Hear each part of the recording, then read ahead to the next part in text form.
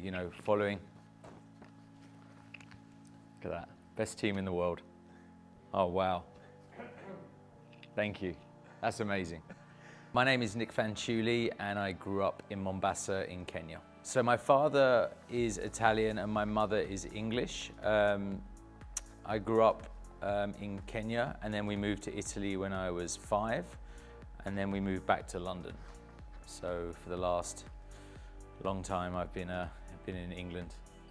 My grandparents from my nan's side came from Pavia and Brony, and then my father's side came from Fiumicino.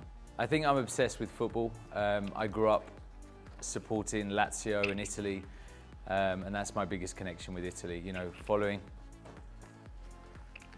Look at that, best team in the world. Oh, wow. Thank you, that's amazing. Yeah, so the connection, like with my father, like we go to all the World Cups. When we won in 2006, when we won the Euros in London 2 years ago, and yeah, so that's my biggest connection. Yeah, I watch them on TV and I watch the highlights, but when my father and me can get to go together, we go and watch them. In the past, there's quite a few, you know, like Nesta was one of my favorite players. My favorite coach was probably Eriksson, obviously when we won the championship, I think in 2001. Who else is there? Oh, Diego Simeone, he was a great player. I mean, the list goes on. My career started, so I was in a band when I was 14, and I was into kind of bands like Daft Punk, Underworld, and then I started getting into like the DJ stuff. I used to be into people like Laurent Garnier, Francois K. I used to like DJs that played long sets and very random, like, you know, Laurent Garnier had a residency in the End in London, and I used to go and watch him, and he would play like reggae, drum and bass, house music, techno, and then it kind of progressed to like Sasha and Digweed and people like that. And yeah, I worked in a record store after I left school, and then yeah, the rest is history, really. I think obviously it's definitely got its pros to be in the UK, but I think now with the younger generation with social media, for me, it can be anywhere now. You know, we see DJs from every country coming through now, where before it was very like France, Germany, the USA, America, Spain, the UK, it was very like that. But as time's gone on, it's opened up new markets, and I think that it's quite global now. I mean, the DJ figure when we started was in the far corner of a bar. No one really cared. You know, if you look back to Space Terrace when it first opened, the DJ booth was behind the bar in the far corner. So it wasn't really, you know, the music was important, but the DJ was never really, no one really cared. So as time's gone on, the DJ booth gradually moved to the middle of the room and then became more focused. And I feel now with, again, when we go back to the whole social media thing now, it's like, it's pretty intense now compared to what it used to be. You know, it's still good now, and people go, oh, it's not as good as what it used to be, but maybe because we're getting older. But I feel it's still there. I feel like the younger generation are coming through and they're still really enjoying music, but they're putting DJs, I think, on pedestals too much now. I think it was closing Space. I think the story behind me in Space is quite special. You know, I used to go and watch Carl play when I was a kid, and used to watch him on the Space Terrace. And then I remember getting the phone call in about 2010 where Carl went, I'd like you to come and be resident for me.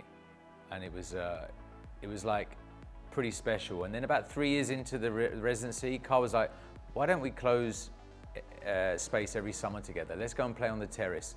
We start at 6 in the morning and then we'll finish at like 1, 2 in the afternoon. So that became a tradition. And then obviously when we did Space closing, which, you know, for this generation was probably like the closing of Studio 54, you know, it had something special. We agreed that we were going to play 6 in the morning till 10 a.m. together, and then Carl was going to play 10 a.m. till 1.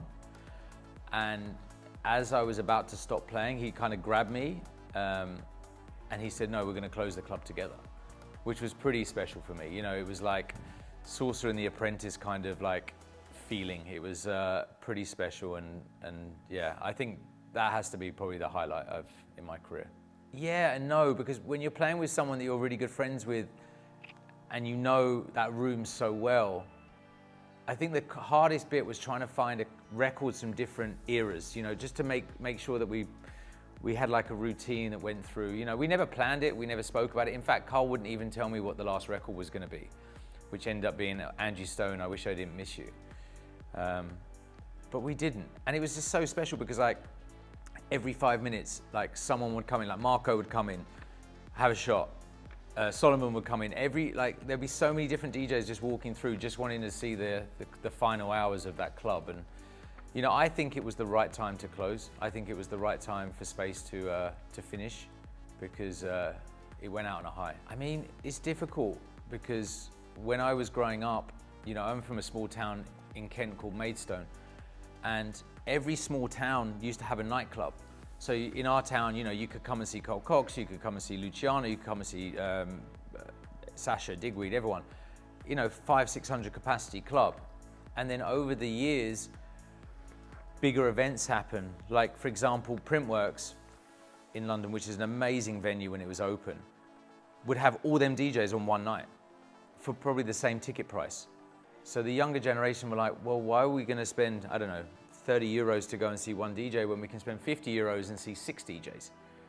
And I feel like that's been the biggest issue. Like, the events have got bigger, but the clubs have kind of, you know, fallen, which I don't actually see in the rest of the world. I think it's just the UK mainly right now, because, you know, the UK had probably the best club culture in the world at one point, and then over time it's just it's disappeared. I mean, I don't have one. I think these kids are working like 5 days a week and they're buying a ticket. I kind of feel like they should do what they want to do.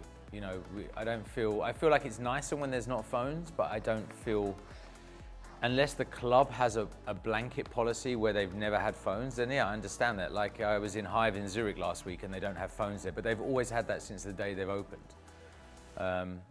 But, you know, this whole thing where they're banning cameras and things like that, and it's like, I don't know, it's personal choice for me.